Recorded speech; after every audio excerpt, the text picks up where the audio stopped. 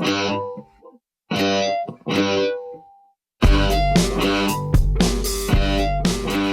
there, it's Phil. Welcome back to the show. I'm here with Sky Jutani. Hi, Phil. Hi, Sky. You awake? Almost. Okay. And we got no Christian Taylor. She had a job come up last minute. She's a working voiceover artist, and she had to go voice over something. To get paid. To get paid for money like we don't pay her enough. What do you mean enough? What? We don't pay her anything. And that apparently is not enough. That is true. Very disturbing. We have a guest here. We'll introduce him in a minute. Hey, it's a podcast. What do you know? Hey, it's a podcast. It's just you and me. Just you and me and the ukulele. It's Isn't a little it? awkward. It's so intimate. Well, 3 is an awkward number. Hey, it's a podcast. And we got video. Hey, it's a podcast. So lend an ear. The Phil Fisher podcast starts right here. Oh, we'll talk to Sky. Hi, Phil. But Christian's gone. She's singing for her supper somewhere near Oak Lawn. Probably in Chicago, but that doesn't rhyme. Hey, it's a podcast. So lend an ear. The Phil Fisher podcast starts right here. The Phil Fisher podcast starts right here. What if her job actually was in Oak Lawn? You'd be prophetic. Wouldn't that be something? Amazing. Let's pretend it is. Okay. Okay? I hope it goes well for her in Oak Lawn today. That's pretty exciting to have a big job in big Oak Lawn. That's the big time. What else would rhyme? Fawn. If she was in Narnia, she'd meet Mr. Fawn. What were you rhyming lawn with? She's gone. Oh, she's gone. Yeah. You're not really paying attention. I know. I usually don't to that part, to be honest. Well, then don't ask for updates later on if you're not going to stick with me. I'm working here. All right, go for it. I'm working. What have you brought us today, Phil? This is a show. Okay, got a couple little news stories, and then we'll meet our guest. But our guest can chime in on these news stories anytime he wants if he has something particularly illuminating to say. Police in the Republic of Ireland have launched an investigation after a viewer claimed that comments made by Stephen Fry on a TV show were blasphemous. It's like, what statements of his are not blasphemous? If you know who Stephen Fry is, he's an atheist comedian commentator in the UK. Yeah, he's very well known. What big movie was he in? Oh, man. What big movie was it? Recently. Well, in the last 2 years. I don't remember. I'm going to know as soon as you say it, though. In The Hobbit. He was the mayor of Lake Town. Was that Stephen Fry? He was the mayor of Lake Town. You know what? I was thinking about the Goblin King, who was played by an Aussie comedian. But you're right. Stephen Fry was the mayor of Lake Town. And he wasn't CGI. He was himself. Right. Just with a lot of makeup. Mm-hmm. And he looked terrible. He was supposed to. He looked absolutely terrible. He'll probably have a hard time getting other acting jobs after that because people will see that and say, wow, you really look terrible in that movie. Well, you can have a hard time getting acting jobs in Ireland if he's blasphemous. That's true. So there's two things interesting here, though. One is that Ireland has blasphemy laws. Yeah. That's interesting. Okay. And here's the interesting thing. Okay, so Fry was asked, when you get to the pearly gates, which is a funny thing to ask to an atheist. That seems odd, a little provoking. Poking the tiger, as it were. When you get to the pearly gates, Stephen Fry, the atheist, what will you say to God? And he said what he says quite often. He says, why on earth should I respect a capricious, mean-minded, stupid God who creates a world full of injustice? I've actually used that quote in a sermon. Yeah. More than once. Yeah. According to a report in the Irish Independent newspaper, no publicized cases of blasphemy have been brought before the courts since the law was introduced. What year was the Irish anti-blasphemy law introduced? This will surprise you. I'm going to guess it was in the 1960s. 2009. Ooh. This is the new. So how did that get passed in 2009? And a source said it was highly unlikely that prosecution against Fry would take place, that Fry will probably not fry for this. The viewer was not said to be offended himself. They never are. No. They're always standing up for someone else. This isn't for me. Right. It's for my goldfish. But believed Fry's comments qualified as blasphemy under the law, which carries a maximum penalty of a fine of 25,000 euros. That's a lot of dollars. $22,000. I want to go back to why was this law passed in 2009 and how did they get the support? There's a good story. But, how they got the support. Okay, hang on. Hang with me. All right. Here's what the law does. The law prohibits people from publishing or uttering, quote, matter that is grossly abusive or insulting in relation to matters held sacred by any religion, thereby, it's kind of legalese. Oh, I see where they're going. Causing outrage among a substantial number of the adherents of that religion. This was in response to the cartoons of Muhammad. Could be. Because it wasn't that... Were those around then? Uh-huh. The government said at the time it was needed because the Republic's 1937 Constitution gives only Christians legal protection for their beliefs. So Christians already had legal protection. This was about everybody else. So what's better, their system or the American system, which just says... Say whatever you want. Say whatever you want. Well, he's not getting charged since the story came out there. And it is kind of silly. It is kind of silly. The blasphemy laws. It's kind of it just doesn't gel with a progressive liberal American independent Fry mindset. said he has been absolutely astonished by some of the reaction on social media to what he had said on the show. He said, I don't think I mentioned once any particular religion, and I certainly did intend, and in fact, I know I didn't say anything offensive towards any particular religion. That's such a weak standard, though. If a substantial number of people are offended, how do you even measure that? Twitter. Haven't they ever heard of sticks and stones may break my bones, but yeah, names but will we never all hurt know me? that's not true, Sky. Yeah, but we all know that's a lie. But people get hurt by words. This is part of what's wrong. This is where I actually agree with Bill Maher about words can hurt. Political correctness stuff.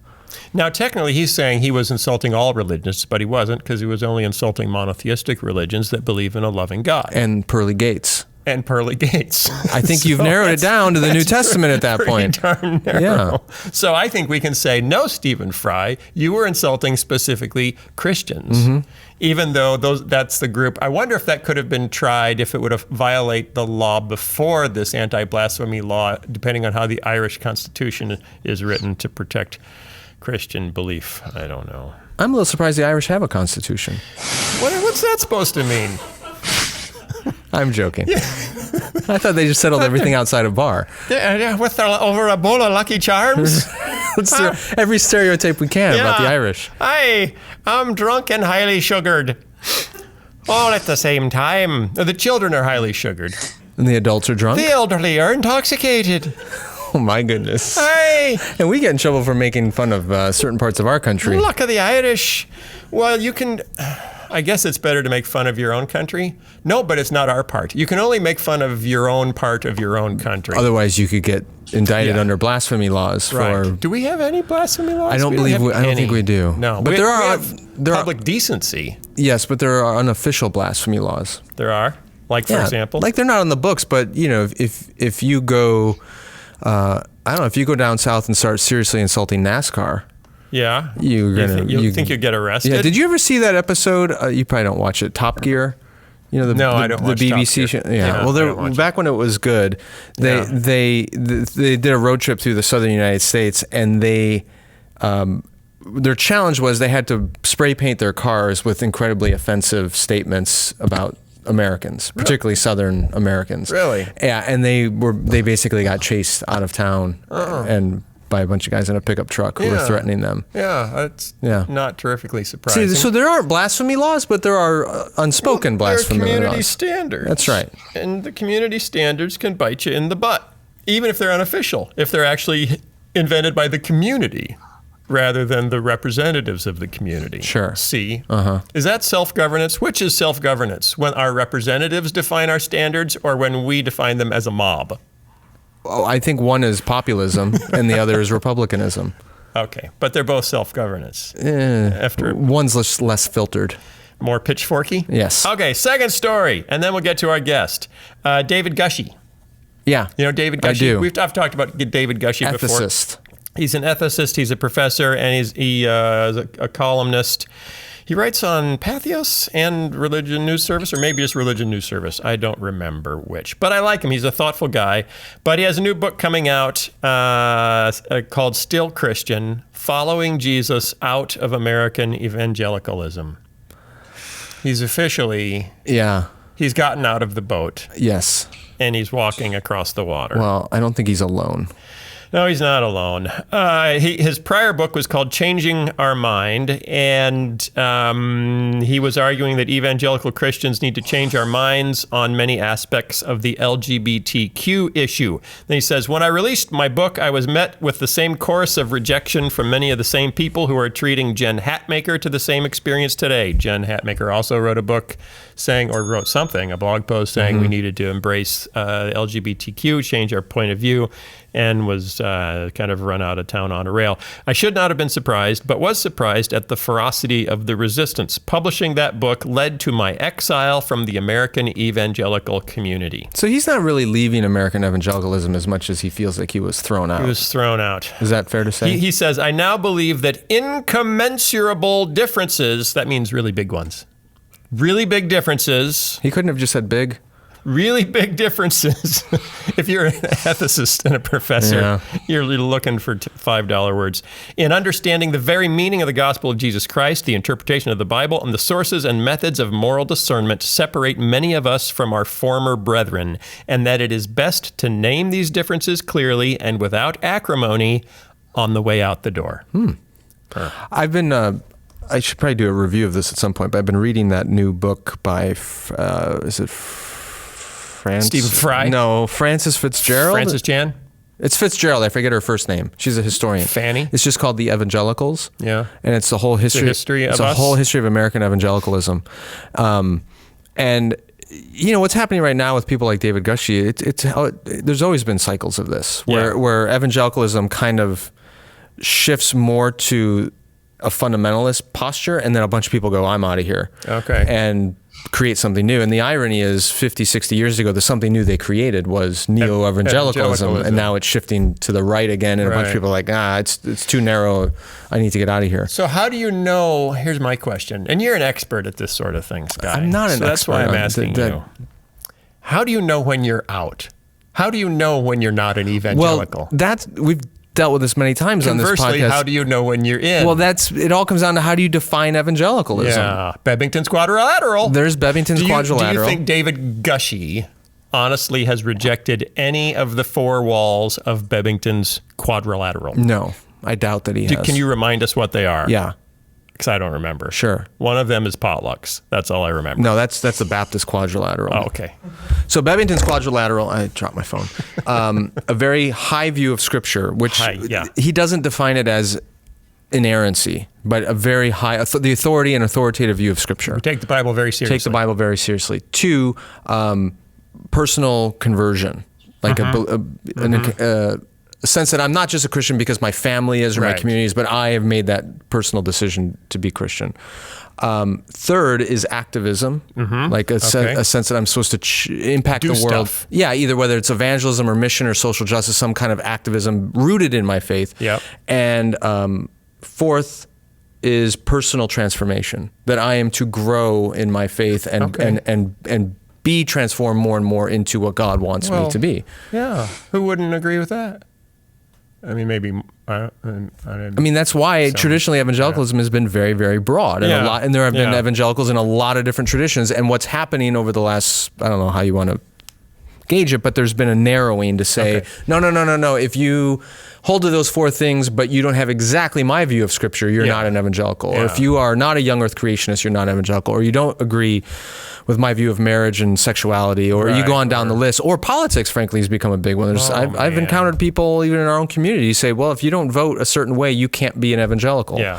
So there's been all these... It does seem like LGBT issues are becoming a big bellwether for... it is. Oh, you're outside the fence now. Well, and it's one thing to say you're outside my view of sexuality and marriage, but it's another to say you are outside evangelicalism. Yeah, we're kicking you out of the quadrilateral. Yeah. So that should be the name of David Gushee's new book, Kicked Out of the Quadrilateral. It sounds like it's about Quidditch or something, but it's not. Well, who knows? Maybe he's on a slippery slope to witchcraft. Yeah, absolutely. Okay, so because another test for when you're no longer an evangelical would be if they won't sell your books at Lifeway. That is a test now. That would be another test. Although you could be an evangelical and simply use the word penis in your book, and then you won't get in. Really? Yeah. Or maybe they allow penis but not vagina. Oh dear. Well, I think my podcast just got kicked out of Lifeway. Well, it's just how that's been the controversy over the last couple of years. People who've included those words in their books have not. I had to say it. It's just anatomically correct. Do you think? Last question before we get to our guest. Is evangelicalism still something that is firm enough as a concept to leave? Yes. Yeah? But it's not necessarily, you're not necessarily clear when you've left. Okay. Trying to think of a comparison. Yeah. When is someone gone? Oh, like Rob Bell, he was like, I'm not sure about hell. I don't think anyone goes to hell. That was like a 4-alarm fire. Yeah, but that's another example of there are. That's not a quadrilateral issue. But exactly, there are evangelicals who have varying views on eternal punishment. Yeah, and they're all considered evangelicals. I mean, C.S. Lewis and John Stott had views of hell that probably differ from John Piper. Yeah, and yet John Piper says farewell. But yeah, not enough for John Piper to say farewell. Well, that's what I mean. C.S. The goalposts are constantly moving. Like the exits are constantly changing. We need a pope. Part of the Can we get a pope? Can we do a Kickstarter campaign and buy ourselves a pope? They probably have some used ones in Spain. The pope. There's one used pope floating around on the black market. There is one, right actually. Now. I wonder. Maybe we could pick him up. Tell us when we're in and when we're out, because we're really confused. Yeah, I don't know if it's always ever been really, really super clear, but one sign is a lot of us, and I include myself in this, aren't using the label anymore. Yeah. Because it's become so wishy-washy. And political. Exactly. That it's useless. So I don't see... It's kind of announcing I'm no longer an evangelical. It's sort of like saying... yeah, come on. Come up with the perfect analogy. I'm trying to come up with it, but my brain is moving really slow today. Perfect analogy that won't come back to bite you in any way. It's sort of like saying I'm not a Prince fan anymore. But you were? Well, I'm saying like because he changed his name so much. He's like, well, are you not a Prince fan, but you're still a fan of his music because he's now the artist formerly known as Prince? He's like, no, I love his music. I thought it was because he was dead. Well, that could be an issue too. I'm not a fan of artists that are dead. Like if you're something, that's not cool. but its label keeps changing, then how do you know whether you're really in or out? Yeah, right. See what I mean? Right. Yeah. So I'm trying to think of something that changes like its name. Like I'm not a fan of the food pyramid. Which food pyramid? Yeah. What food pyramid? Right. Is there still a food pyramid? I bet, you know who I bet can really add some clarity to this conversation? John Mark Comer. I bet he could, actually. John Mark Comer is pastor for teaching and vision at Bridgetown Church in Portland, Oregon. He holds a master's degree in biblical and theological studies from Western Seminary, which is somewhere out west, I believe. Isn't it? Yeah, but west is relative. And is the author of 2 previous books, Loveology and Garden City, a gardening book and a romance novel. Was it Amish romance? That's my favorite kind of romance these days. Oh my. Where is he? Where's Christian? John Mark. Hi, John Mark. Hey, guys. How are you? I'm doing pretty good. I just found out that I have a budding career in romance novel writing, so I hear that's where the money's at. But if you want to keep your evangelical cred clean. Yeah, it's only evangelical romance writing. Which means Amish. That's what we go for. Amish. So in the opening chapter, they're reading I Kissed Dating Goodbye together, and then they're discussing, did Joshua Harrison change his view or not? But they're not holding hands because they've only been dating for 6 months. Yeah, and they're wearing petticoats. Exactly. Both of them, the male and the female. And they're just talking about Rob Bell and how he's left the faith and, yeah. So are you an evangelical or an evangelical, first of all? You're assuming he's neither. I have no idea what the difference is between those two. Do I pronounce words the right way or no? Is that what you're asking? Yeah. Do you pronounce it the way I do or the way Sky does? I have no loyalty to that label. I think I'm with Sky. Okay. There you go. Okay. I view it as far more of a liability now than an asset. Yeah. I think, and of course I'm in Portland, Oregon, which is this bastion of kind of secular, progressive, post-Christian culture. So here, to say you're an evangelical, might as well say I'm a wife beater or a bigot or a whatever. Those are wonderful associations. Are you any of those other things too? You'd have to ask my wife, who thankfully is not on the show right now. Okay, that's good. Okay, so you've got a book, which is different than all the. I mean, Portland is an interesting place because you certainly can't attract a crowd just by saying, "Hey, everybody, I'm evangelical. Don't worry." That doesn't work, like in Dallas, maybe, if you want to build a church, right? It's a great way to attract like a crowd, as in like a protest crowd. Okay. And then you preach to them, and then they convert, and then you have a church. Exactly. Have you tried this? No, that's on my to-do list still. Okay. The new book is called God Has a Name. Good job. Thanks. I like that. It's available now, right? It's out. Is there a significance to the ding? Yeah. Does that mean it's something? Our product placement bell. It means we've just promoted someone's product. We call him Taco now I owe Bell. you like $50 or something, right? Yeah, you'll get a bill when we're done. Ding.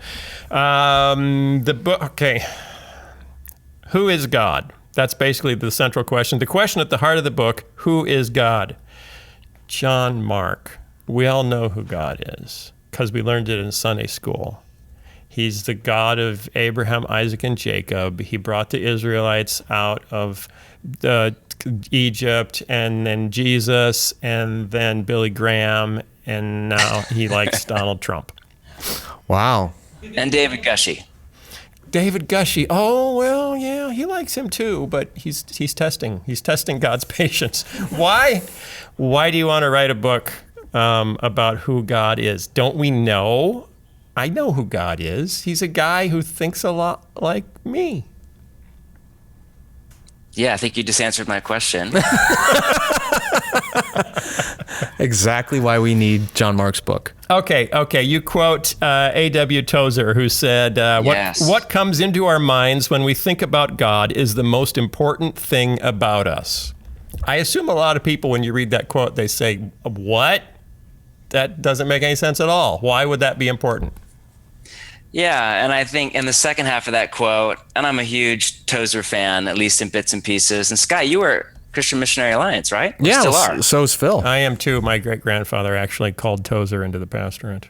Are you serious? Yeah, his first. See, right there. Church. So, yeah. And look at Phil very now. good company. Woo, look at me now. Second half of that quote was that we tend toward, by a secret law of the soul, to move toward our mental image of God. And I think what he was getting at is just the basic idea that you become like what you worship.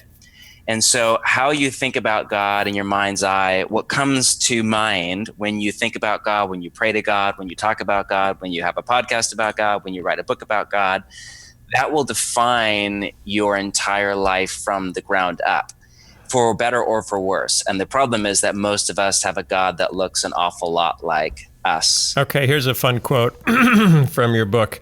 What you think about God will shape your destiny in life. If you think of God as homophobic, racist, and mad at the world, this distorted vision of reality will shape you into a religious bigot who is, wait for it, homophobic, racist, and mad at the world.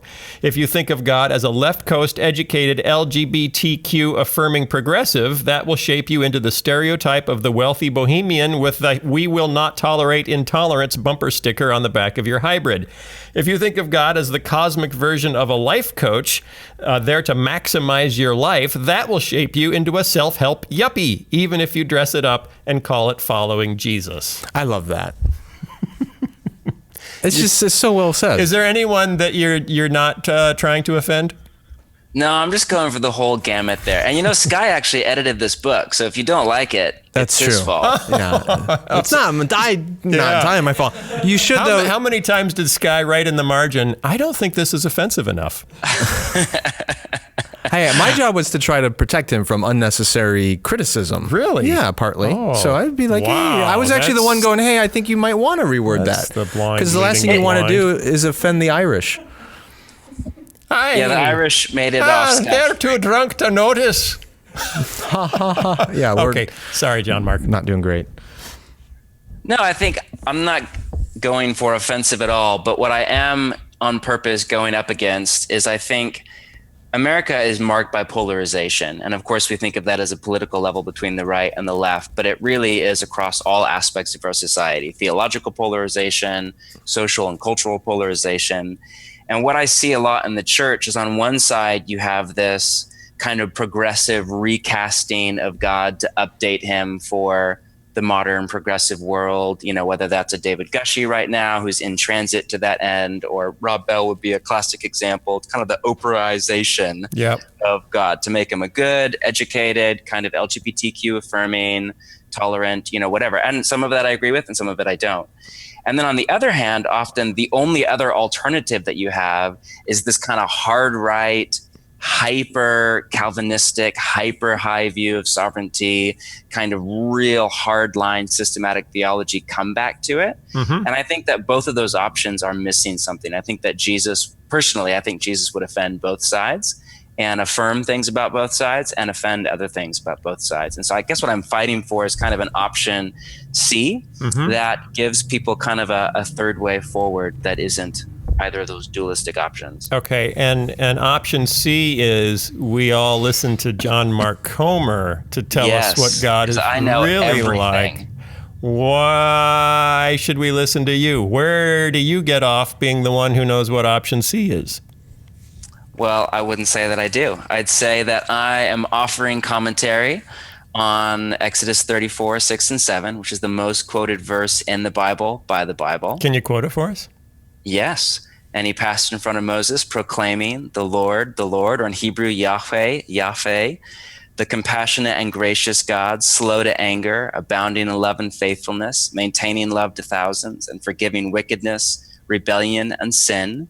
Yet he does not leave the guilty unpunished. He punishes the children and their children for the sin of the parents to the third and fourth generation. That paragraph, at least in bits and pieces, is quoted more often and more frequently by the writers of the Bible than anything else, more than the Shema, more than love the Lord your God with all your heart, soul, mind, and strength, more than any of that. That's the number one most quoted verse in the library of Scripture by the writers of Scripture. And I find that really compelling. Yeah. Why? Why is that quoted so much? What do we make of that? What's that passage for? I think one of the things I find compelling about it is that it's a relational vision of who God is. So in the West, we've been so deeply influenced by Greek philosophy, Western systematic thought. Not all of that is bad, but we tend to think of God in kind of abstract philosophical categories. So you pick up a lot of books about God, and they'll start with, God is omniscient, he's omnipresent, he's omnibenevolent, he's, all the omnis. And that's great. I believe in most of that. But it's fascinating to me that when God starts to talk about himself, he doesn't start with how he's all over the place and he knows everything there is to know and he's all powerful. He starts with his name, like he has a name. I find that really interesting. And it's not God. He has a proper name, Yahweh. And he starts with what we would call his personality or his character traits or what he's like. And it's this highly relational vision of who God is that I think we need to recapture. So when God starts out talking about himself, the first things he says are not how awesomely cool and powerful he is. He talks about his character and his name. And his name, and that he has a name, and that he's a relational being who wants to relate. Why did we lose track of that name? Because we've just swapped it out of all of our Bibles. Yeah, it's really goofy. So the story there is the Hebrews eventually, because of the command to not take the Lord's name in vain, stopped actually saying the name of God out loud. So Yahweh, we don't even know that for sure that's the right pronunciation. It's a best guess. It's highly likely, but all we have is the 4 consonants. We don't even have the vowels from the ancient Hebrew writings. Because back that long ago, you couldn't buy a vowel. You couldn't buy. Could not buy a you're millennia away from that. You are. Well, because there was no paper, there was no pen, much less a word presser. So all writing was done on a clay tablet or a rock of some kind. So it was all about economy. Mm-hmm. And actually, it's shocking how well you can write without vowels, just with consonants. Wow. So if you ever take a nerdy Hebrew class, it's pretty fascinating. Does your new book have vowels? It does have vowels. Okay, that's I thought not the about Kindle doing version, though. vowels, Not the Kindle version. So, didn't think that would make it very far. Okay. But anyway, by the time of Christ, they stopped essentially saying the proper name of God out loud, and they would call him Hashem, the name, or the Lord. Adonai was the most popular kind of swap in the Septuagint, which was this Greek translation of the Bible that more than likely Jesus used, and definitely the writers in the New Testament used, and that's what they, for the most part, quote from in the writing in the New Testament. They've already swapped it out for this word, Adonai. So there's all sorts of history and water under the bridge, and it's basically just interpretive tradition that it's still translated the Lord, capital Lord. Yep. But I think that's really interesting because the Lord isn't a name, it's a title. Yeah. And I think that says something about the human condition. I wouldn't even go so far as to say it's wrong, but I think it says something about the human condition because a title is not the language of intimacy. So if I always called my wife Tammy the wife or Mrs. Comer, or if I called my sister who, her name is Elizabeth, and I call her by her childhood nickname Beats, but if I always called her Mrs. Moser, that's her new last name, or if I called her by her technical title or whatever, that's the language of a stranger, sir or mister, or that's not the language of intimacy. It's not the language of a son, of a daughter, of a mother, of a father, of a friend. And I think it's really interesting that we are scared. I think there's something in human nature that for all the talk in evangelicalism about a personal relationship with Jesus, I think that is far more of a cliche for people than a reality. Mm-hmm. And I think we're actually scared of incredibly honest and intimate and open and interactive relationship or even friendship with God. And so I think it's easier to default to the title, the Lord, the idea of God, rather than the person of God, the belief system of Christianity, rather than an interactive relationship through prayer and a practice-based lifestyle. Wow. Okay. In your book, you go into the original language, you go back to the Hebrew, and then you talk about Jesus and how he impacts our reading of Scripture. So let's start there. When you dive into the original language, what are some highlights that make a difference in how you view God? Well, the big one right there is his name, that the Lord is a goofy translation into English of a title for a proper name. Okay. And just the fact that God has a proper name, that it's not God, that for me is huge. Yeah. The fact that the first word there is rahum, or compassionate, or another translation is merciful. I find that really interesting because order matters a lot in Hebrew writing. So there's a lot of stuff on that list, but the first thing on the list is that God is compassionate. See, it's funny because when I read that, I'm left with the last thing hanging in my mind. Yeah, which is I'm gonna punish your children for bad stuff that you do and their children too. God going MMA on your great grandkids. That was a fun chapter. Yeah. So how does looking at it with the kind of emphasis that the original readers would have looked at it change, just even how you carry away from that last phrase? He punishes there's a lot children. there. The first thing on the list is compassionate. So that means the dominant character trait of Yahweh, or the baseline emotion that God has toward you, is that of mercy. So compassionate is from this Hebrew root word for a female womb. So it's the basic idea behind it is the feeling that a mother has toward her infant child, or the feeling that a parent has, a male or female parent has toward his or her child. That's the baseline emotion that God has toward his children. So that's the most important thing, top of the list, number one character. That doesn't make him seem very distant, though. It doesn't. Kind of the idea. That's not how we think about God. Am I missing something? I mean, Jesus, it took Jesus to kind of come closer because God was so distant. Yes. Well, that's one of the surprising things and wonderful things about this book is so many people have this false understanding that the God of the Old Testament is one way and Jesus is another. Yeah. And I think what John Mark does really beautifully in this book, going all the way back to these verses in Exodus, is to show that actually the Jesus that we encounter in the New Testament, that same character is evident all the way back in Exodus. It's just been buried under so much tradition and assumption that we don't recognize it. Is it because we selectively read the Old Testament, or is it because we don't know how to interpret it? I think more importantly, we selectively read Jesus. Right. So what I find, one of the things that was a big takeaway for me was I think somewhere in my jumbled mind, when I would read about the Father, the Son, and the Holy Spirit in the New Testament, I would kind of equate the Father with Yahweh in the Old Testament. Yeah. So, and this, which is not true, and that you end up with this goofy kind of caricature where the Father is the angry warmonger from the Old Testament, who has this like nice kid who goes off to Berkeley and comes home with all these radical ideas about grace. Come on, Dad, let's stop killing everybody. Right, and he keeps putting flowers in his dad's gun barrel. And come on, and some rather than one of the most provocative statements in the New Testament, which was like the entire gospel encapsulated into one line, was that line, Jesus is Lord. And what we forget is that Lord there is Kyrios in Greek. That was the Greek translation of the Hebrew title Adonai, which was the title for God. So anybody that heard Jesus is Lord, if you were a Greco-Roman, you would have heard that as a political statement, a treason statement, because there was a popular slogan at the time, Caesar is Lord. So that was like this one-upmanship against Caesar and his empire with Jesus and his kingdom. But if you were a Hebrew, you would have heard that as blasphemous. You would have heard that as saying Jesus is the embodiment of Yahweh, this God that you've been reading about in relationship for hundreds of years. So Jesus himself is the embodiment of Yahweh. It's not the Father is Yahweh and Jesus is something else. Jesus is the embodiment of. So I find that really interesting. And I think Jesus is, as a general rule, I think the God of the Old Testament, which is language I would never use, but the God that we read about in the Old Testament is far more merciful than we think when you actually read the stories, especially when you read them in context.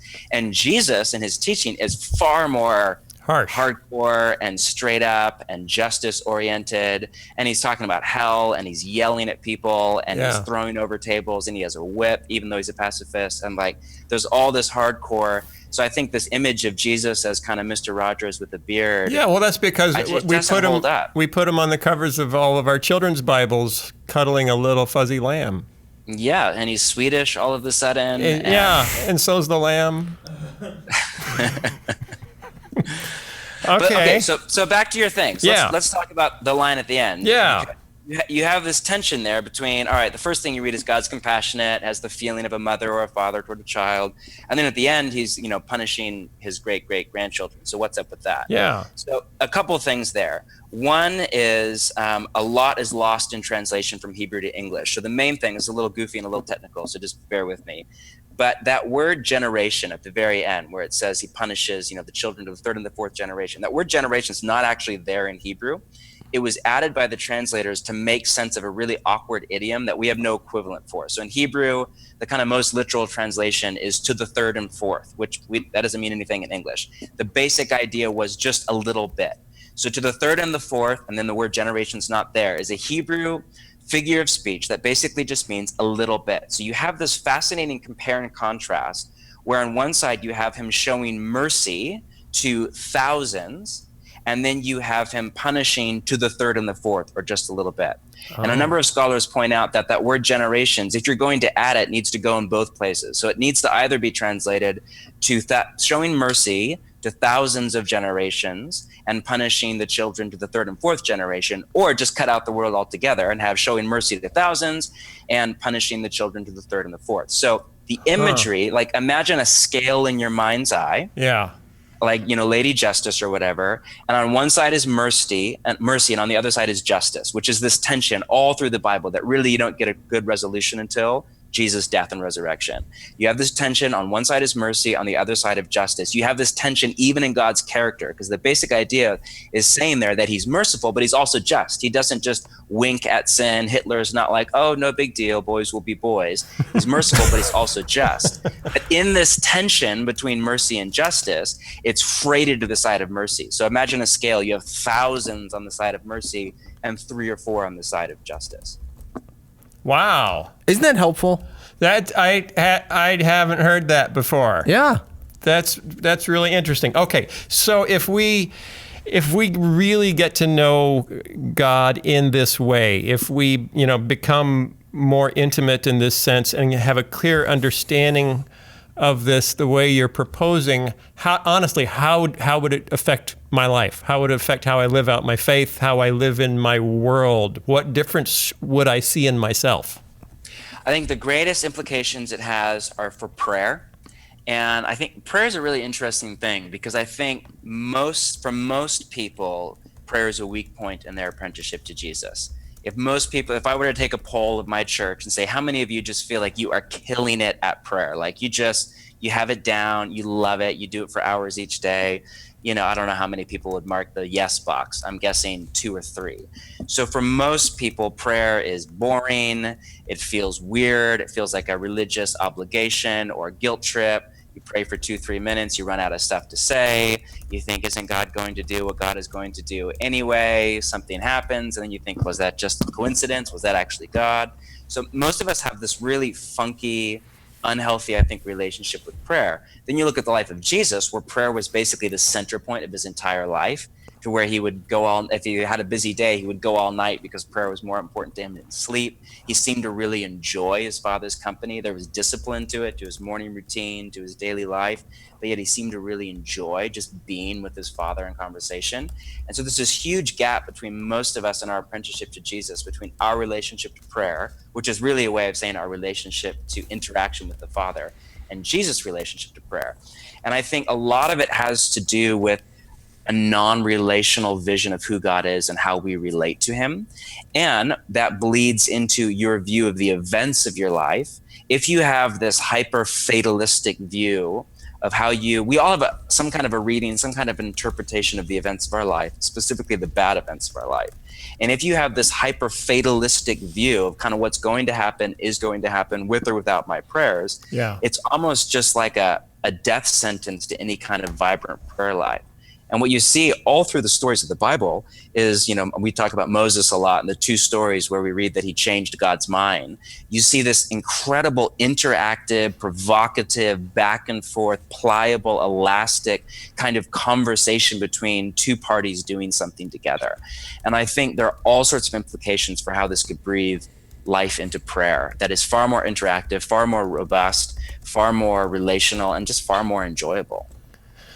Okay. Last question.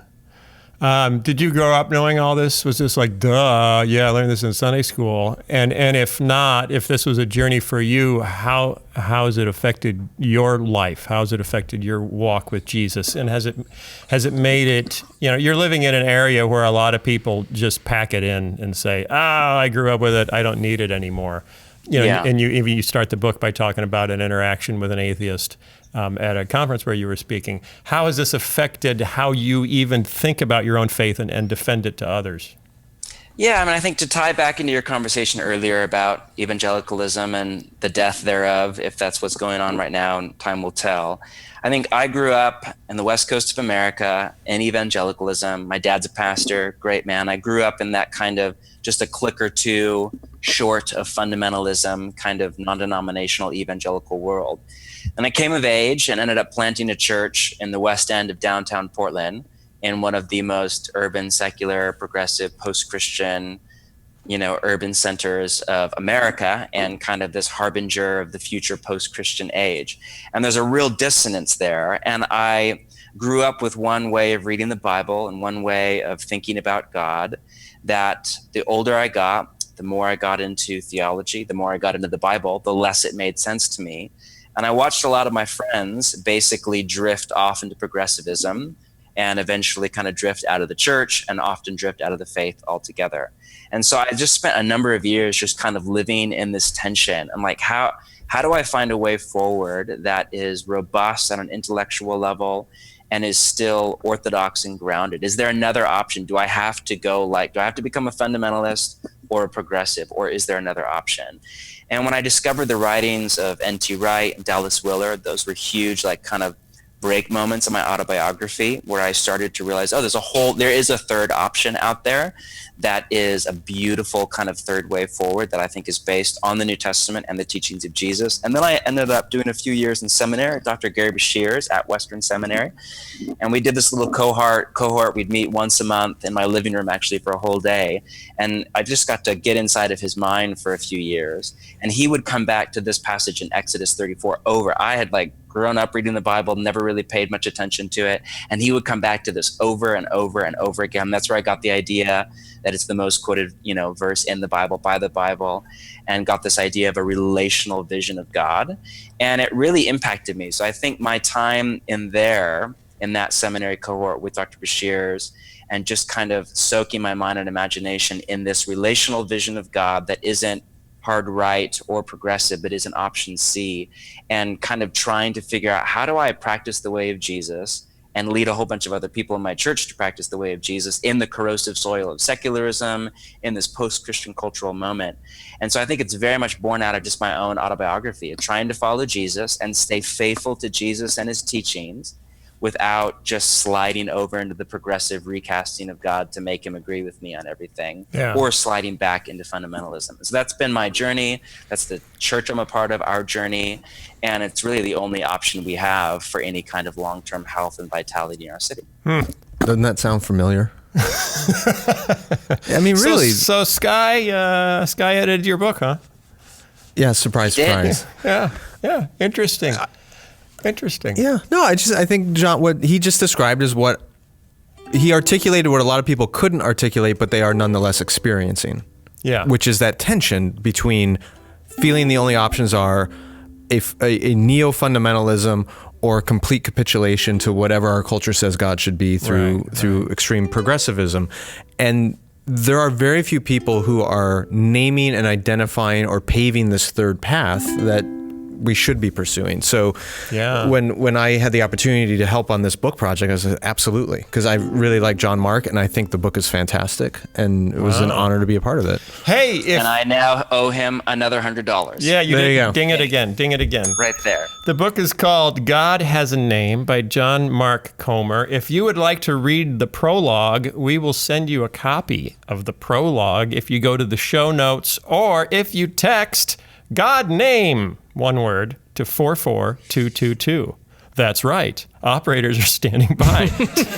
Text God Name to 44222 or go to the show notes and we will send you the prologue and you can decide whether you actually want to read the whole book. I want to plug one more thing about that book. Okay, let's. Because, I mean, John Mark is obviously a very intelligent guy and he's done a lot of study in Greek and Hebrew and in ancient Israel history. And based on what you heard in this podcast, you might think, This sounds like a really academic, difficult book. It's not. It's an incredibly accessible book. Now, it doesn't have pictures like someone else's There's new a couple book. doodles in there. There's a doodle. Yeah. Okay, a doodle or two. We worked hard on those doodles. Come on. Yeah, there's But if you're intrigued by the topic, don't think you can't read this book because it's going to be it's too highly readable. It's a really accessible book. Just download the prologue and check it out for heaven's sakes. You don't get a royalty on No. this. I get nothing. Okay. Well, you got a fee for editing. Well, yeah, from the I'm publisher, hoping. but I don't got something. I don't get to wet my beak in any more of this. I don't think you should say that.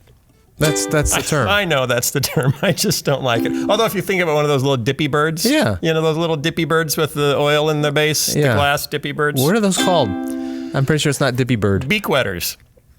I don't know what they're called. They're little dippy birds.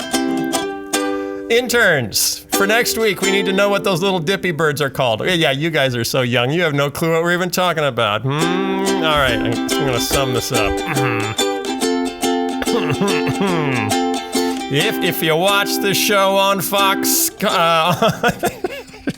I already messed up. If you're watching The Simpsons, there's a guy named Homer. Or listening to our podcast, there's John Mark Comer, and he's got something to teach us. If you go to his church, he might preach as well, but he says, hey, oh, hey, God has a name, and it's Yahweh. Until later, the Greeks got bored, decided that we'd all just change it to Lord, but... Now we know who God really is, and it can give our prayer life a whole lot more fizz. And Moses finally could find that talking to God, he could actually change his mind, and everything will go a lot better if when we're reading the Bible, we're reading it better.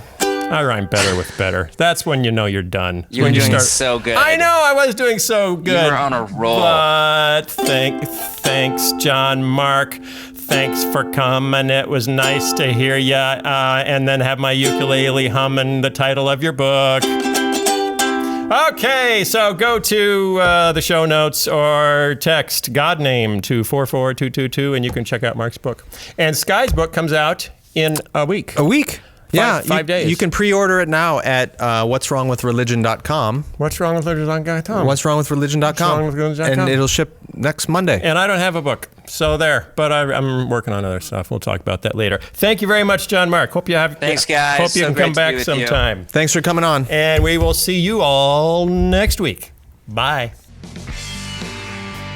The Phil Fisher Podcast is produced by Phil Fisher Enterprises and recorded live at Jellyfish Lab Studios. This episode was edited by Jason Rugg and was fact-checked by absolutely no one. For more information, go to philfisher.com.